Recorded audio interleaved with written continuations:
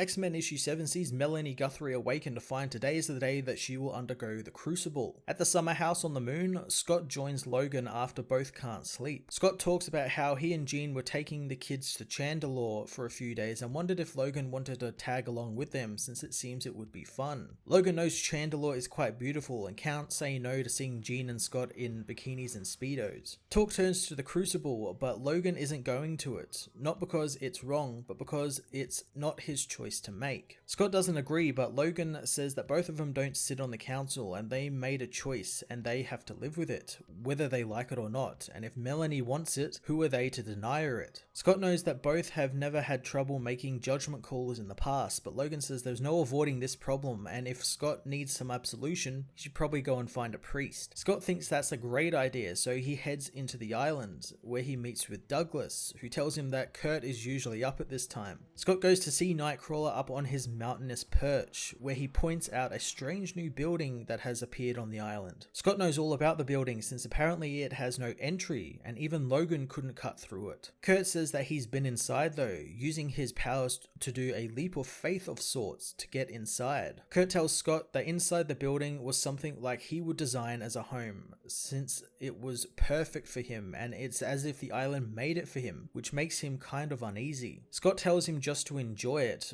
but Kurt knows that it means in the land of the blind faith, the one-eyed man is king. Scott asks what he's up to on the mountain and Kurt tells him that he comes up there to breathe and think, since Krakoa asks hard questions of him, thanks to the island producing many amazing and impossible things, all that cost him his suspension of everything he used to believe in. Talk turns to the Crucible and why Scott came to see him, since he's struggling with it. Kirk is as well and wonders if they should just sit around and watch a mutant die. Later on, the children of Krakoa learn of the Crucible from Exodus, who asks them if they know what it actually is. The kids think it's when a broken mutant dies and becomes an unbroken mutant, and Exodus says that's not the whole truth, showing the kids Scarlet Witch, which the Crucible story begins with. The kids all curse her name, calling her a pretender who used her powers to erase the powers of 1 million mutants when she spoke no more mutants. Exodus says that this turned many mutants into prisoners in their own body, all because Wanda thought she was doing the right thing. But to those who think they know what's right for mutants,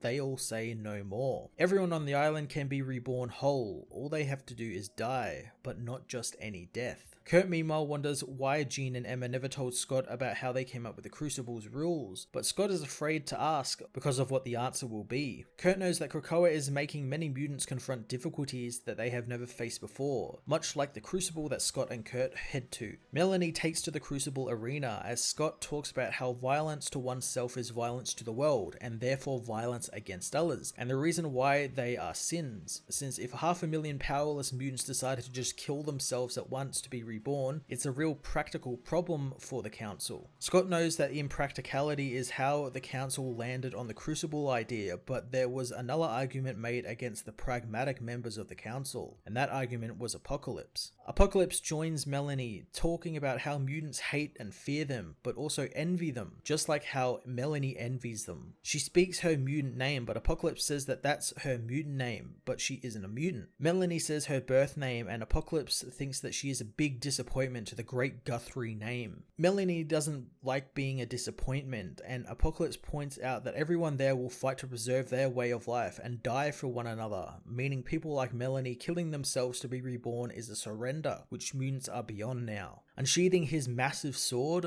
Apocalypse hopes Melanie is ready. The two fight, and Kurt comments about how he has more questions than opinions on the ritual. One of Kurt's questions is if he's really him and if Scott is really himself as well. However, Scott feels more like himself than ever before, but Kurt still has many questions. Apocalypse smashes Melanie away as Scott knows that the wills Kurt speaks of will be a problem. Apocalypse tells the downed Melanie to give up, but she refuses to, as Scott says the mutants should be given the chance to be the best versions of themselves they can be. But Kurt knows that they can see that as a problem, since if a mutant had a will that said they would like to be reborn in a duplicate body of a mutant like Magneto with his powers, that would be a very real problem. Apocalypse continues to best Melanie, but she refuses to give up, so despite her family demanding this stop, Apocalypse stabs her, killing the human Melanie. Later, Melanie is reborn as a mutant, taken before Krakoa, as Kurt knows that his questions aren't just for for him, and the answer should be for everyone. Melanie thanks Apocalypse, who says he deserves no credit since the victory is Melanie's alone. He tells her to show Krakoa who she really is as she flies high above the people, her powers fully restored as Kurt thinks that maybe he just might need to start a mutant religion. X-Men issue 7 was an amazing issue based around the concepts of faith and rebirth, a key concept in the new island nation of Krakoa. I love Scott and Kurt's debate around if the Crucible, this kind of weird culty rebirth ritual that some mutants can go through to regain their mutant powers, is good or bad, and how the mutants monitor it. We got a fantastic callback to the House of M and Scarlet Witch's role in that, and that's really the basis of this whole Crucible thing.